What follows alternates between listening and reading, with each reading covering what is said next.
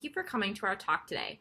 My name is Kelly Mack, and today I'd like to present our paper, Rapid Convergence, the Outcomes of Making PPE During a Healthcare Crisis, on behalf of my co-authors, Megan Hofmann, Udaya Lakshmi, Jerry Kao, Nayha Auradkar, Rosa Arriaga, Scott Hudson, and Jennifer Mankoff. There's a growing interest in the practice of medical making, which is applying fabrication techniques to healthcare. This domain creates unique challenges as makers have to produce safe and effective designs to clinical standards. This domain became of particular interest during the COVID pandemic due to shortages of personal protective equipment, or PPE, like masks or face shields. One way to get around this resource limitation is to more broadly share medical device designs so that clinicians can use and make them as needed. To do so, the NIH, or National Institute of Health, created a repository on their medical model website specifically for PPE during the pandemic. However, in this safety-critical domain, designed and manufactured PPE needs to be of a certain quality to ensure that the safety of end users. For example, here I have a picture of a damaged face shield visor, which would not adequately provide someone the protection that they need. Therefore, the NIH developed review criteria to rate designs based on the level of protection that they provided. Designs that were rated for clinical use were acceptable for medical contexts like hospitals. Those that were rated for community use were acceptable for less risky public places like grocery stores. And those that were rated as warning meant that they might be unsafe for use. In the end, the forum collected a set of designs intended to meet certain safety criteria. We recognize that analyzing the data submitted to this forum could provide fascinating insights into how people do distributed making in safety-critical contexts.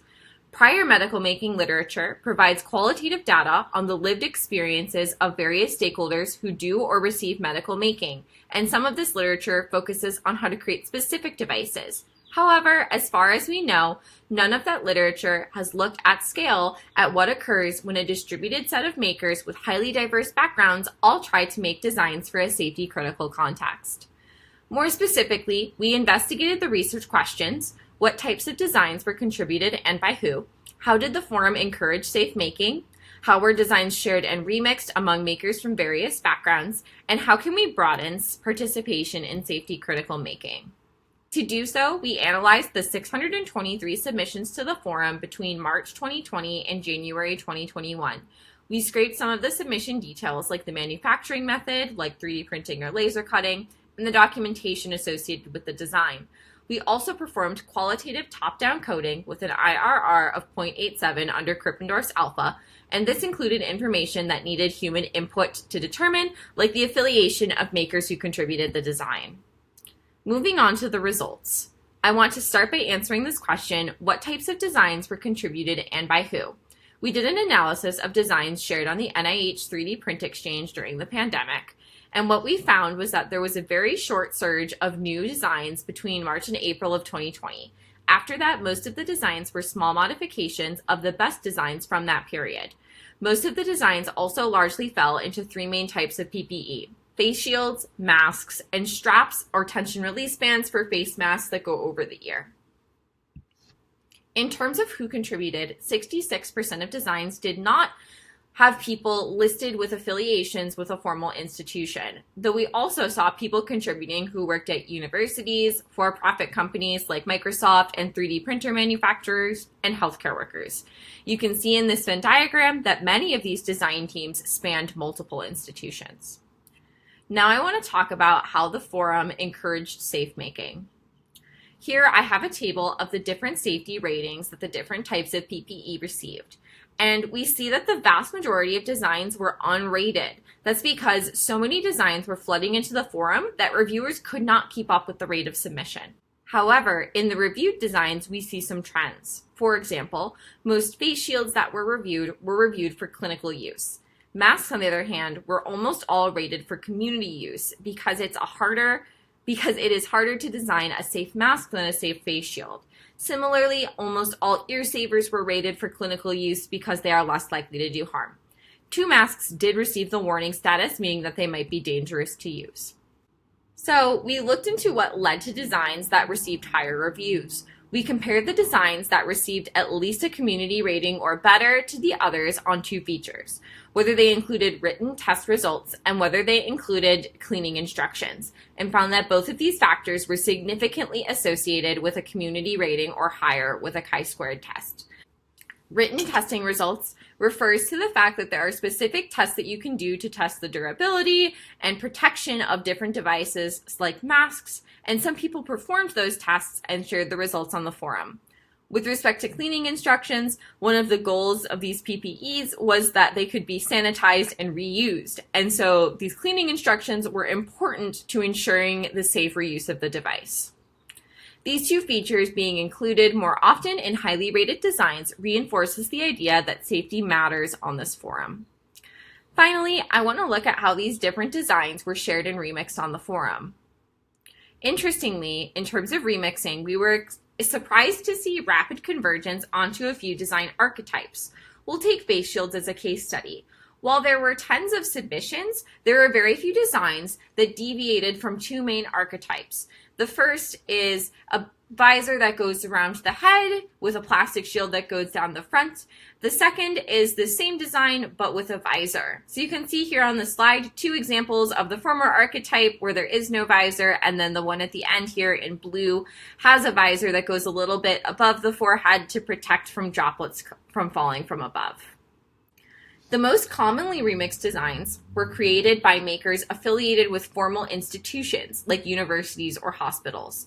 However, there were many remixes done by makers who are unaffiliated with different institutions and who are more of what we traditionally think of as a part of the maker movement. Most of those remixes were small changes meant to improve manufacturing. Sometimes this was done by broadening who could make a design. So for example, changing something from being printed in nylon to something that's much more approachable like PLA. Other times, these changes allowed for people to print more efficiently. For example, someone fitting multiple designs on the same plate so that you can print multiple at the same time, or decreasing the infill so that it prints 20% faster. In summary, safety was important to the community. We saw evidence of this because designs that had important features for safety were more highly rated on the forum. We also found that clinicians and researchers or other affiliated makers could better meet the standards for safe designs, like including testing results and cleaning instructions.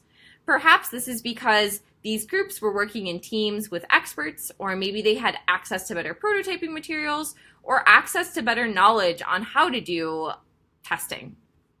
Regardless, overall, we found that on the forum, affiliated makers often made the design archetypes, and then makers unaffiliated with institutions made changes that focused on manufacturing efficiency or changes to improve the accessibility to other makers. However, at the same time, it's important to know that while these changes are helpful for broadening participation, they also do require re-review because there are certain changes that you can make to a design that affect the safety and efficacy of it.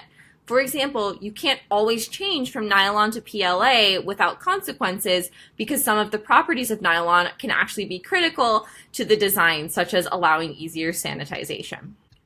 We now describe 3 main recommendations for medical making repositories based on this work. First, provide support for understanding review criteria. A lot of makers didn't submit designs that had all of the core components that reviewers needed to perform their reviewing task. So being very clear about what is needed and required in order to meet some of the different review criteria is critical.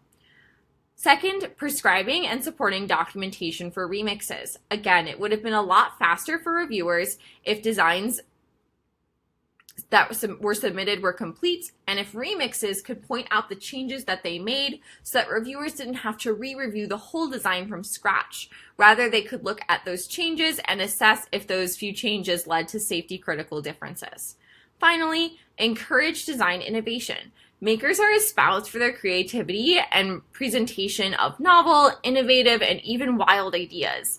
And if we want to see more of that in safety critical contexts, it's important to make explicit calls to do so and to support safe design innovation. For example, forums could include features to mark a design as seeking feedback and not ready to be mass produced, which could be dangerous. Thank you so much for listening today, and thank you to our funding sources listed on the slide here. We're now happy to take any questions you have.